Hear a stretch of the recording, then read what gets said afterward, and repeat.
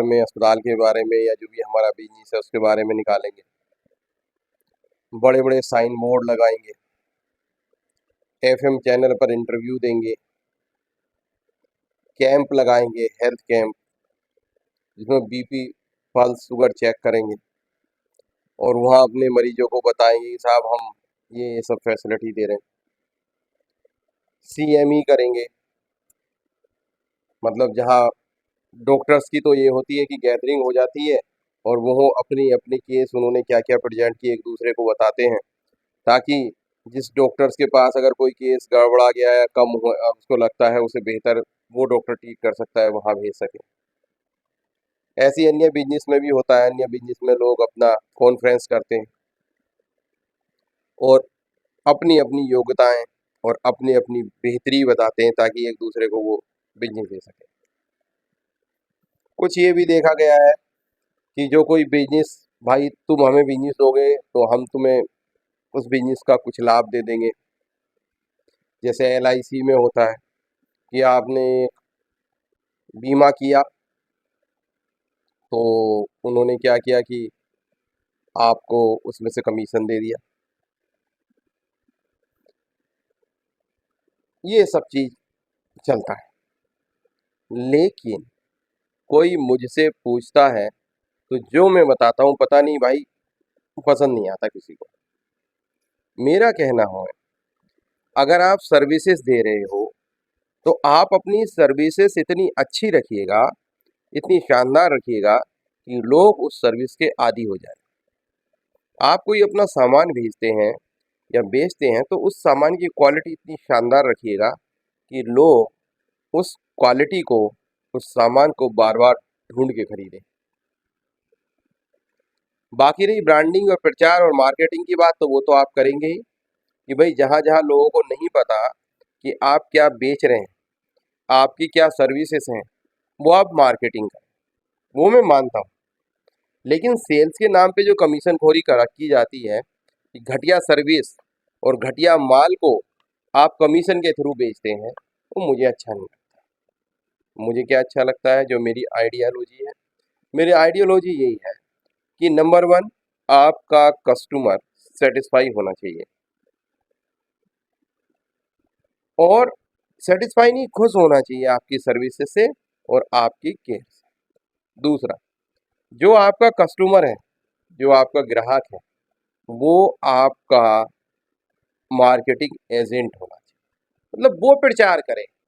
अगर आपके यहाँ 10 कस्टमर आए हैं, 10 ग्राहक आए हैं, तो वो 10 के 10 आपका प्रचार करें, 10 में 9 तो कम से कम बाहर प्रचार करें।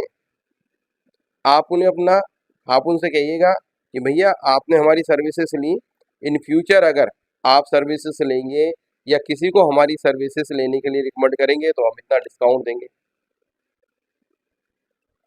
ईमानदारी से।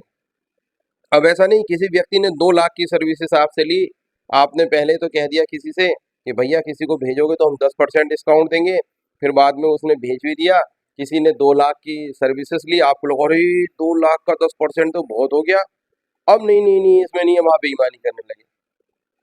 ये नहीं, ईमानदारी से। तो मैं नहीं समझता कि किसी भी तरीके से बिजनेस आपका खराब होगा। दूसरा, आप सेवा भाव से क्यों नहीं करते हो? आप अपने बिजनेस को ऐसा क्यों नहीं करते, आप भगवान की सेवा कर रहे हैं? क्या भगवान की सेवा में आप बेईमान नहीं करते?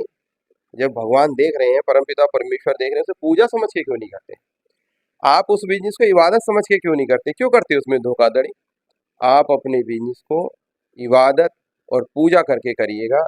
ये सोचिए कि आपका जो बिजनेस स्थान है वो एक मंदिर, मस्जिद, गुरुद्वारा है, और जो आप मंदिर और मस्जिद, गुरुद्वारा में जाके काम करते हैं, वही काम अपनी स्थल पर कीजिए। जो ग्राहक आता है उसे सेवा, ये सोचिए कि उसको, उसकी सेवा आपको करनी है। जो कस्टमर आता है उसकी सेवा करनी है। आप अच्छा माल दे रहे हैं ना, प्रसाद ही समझ के दीजिए, आपका काम तो बहुत अच्छे से चल पड़ेगा और आपकी मार्केटिंग परमपिता परमेश्वर खुद करेगा। लेकिन थोड़ा सा जिगरा चाहिए, साफ सुथरा, इस काम को करने के लिए। जब भी आप अपने बिजनेस को, अपनी सर्विस को पूजा बना लेंगे और उसमें भाव रखेंगे कि आप ईश्वर की भक्ति कर रहे हैं, ईश्वर की सेवा कर रहे हैं, तो उस बिजनेस को चलने से कोई रोक नहीं सकता। लेकिन लोग पूजा बनाते हैं अपने स्वार्थ के लिए मिलता है। अगर आपके पास 10 ग्राहक आ गए, आपने 10 ग्राहकों से कमा लिया और एक ग्राहक ऐसा आया जो बेचारा देने में कामयाब नहीं है, पैसे नहीं है, उस पर कम है, तो क्या आप उसकी मदद नहीं कर सकते? तब आप भूल जाते हैं। आप पूजा कर रहे हैं, आप 24 घंटे काम कर रहे हैं, हम मान रहे हैं 24 में आप 18 घंटे वर्क कर रहे हैं, मान रहे हैं हाँ भाई हम पूजा कर रहे हैं, बट आप ईश्वर की पूजा की तरह से नहीं कर रहे हैं। आप एक लालच की तरह से कर रहे हैं, एक लालची आदमी की तरह से कर रहे हैं, एक मधुमक्खी की तरह से कर रहे हैं जो एक शहद में एक शहद पड़ा होता है, मक्खी उस पर चिपक जाती है और लगी रहती है, हम तो बहुत काम कर रहे हैं, भुइयां काम कर रहे हैं, कुछ नहीं कर रहे हैं। अब लालची हैं, आप अपने लालच के लिए सब कुछ कर रहे हैं। अगर आप सेवा भाव से करेंगे तो आपके नाम को, आपके यश को, आपके बिजनेस को कोई रोक नहीं सकता। सेवा भाव लाना पड़ेगा, निस्वार्थ भाव से आप जब लगिएगा आपका काम तो बहुत बढ़ जाएगा, बहुत लोगों का बढ़ा। रतन टाटा जी इसके उदाहरण हैं। उनका बिजनेस कहाँ से कहाँ पहुंच गया, बिजनेस को उन्होंने बिजनेस के तरीके से किया, लेकिन लोगों की मदद भी की। जब आप मदद भी करेंगे और अपने बिजनेस को भी करेंगे तो मैं समझता हूँ कि बिजनेस बहुत आगे पहुंच जाएगा। अच्छा मानिएगा कोई डिपार्टमेंट आपका कमजोर चल रहा है, तो पहले आप ये देखिए ना उस डिपार्टमेंट की कमी क्या है। उस डिपार्टमेंट में काम करने वाला व्यक्ति क्या, उसे कोई समस्या तो नहीं है? एक जो सेवादार उसके यहाँ सेवा लेने क्यों नहीं आ रहे, या उस वो माल बिक क्यों नहीं रहा? दो, जब तक आप उसका आकलन नहीं करेंगे तो उससे क्या काम होगा? या फिर कोई समस्या है प्रचार प्रसार की, उस सेवा का, उस डिपार्टमेंट का प्रचार प्रसार नहीं हो रहा, तो ये आपको एनालिसिस करना पड़ेगा। और आप एनालिसिस नहीं करेंगे और ऐसी मार्केटिंग करते रहेंगे आंख बीच के, और तो फिर यही होगा कि हम तो मार्केटिंग बहुत करते हैं, प्रचार प्रसार बहुत करते हैं, धंधा चलता नहीं। तो जाइए पंडितों की शरण में, ज्योतिषों की शरण में, करिए इधर। अरे भैया कहीं जाने की जरूरत नहीं है। अगर आपने अपने काम को भगवान का काम मान के सेवा करनी शुरू कर दी, उसे पूजा मान के करना शुरू कर दिया ईमानदारी से, आपकी ग्रोथ कोई नहीं रोक सकता। ईश्वर में विश्वास करके आप अपना काम करिएगा, 100% आप कामयाब होंगे। नमस्कार।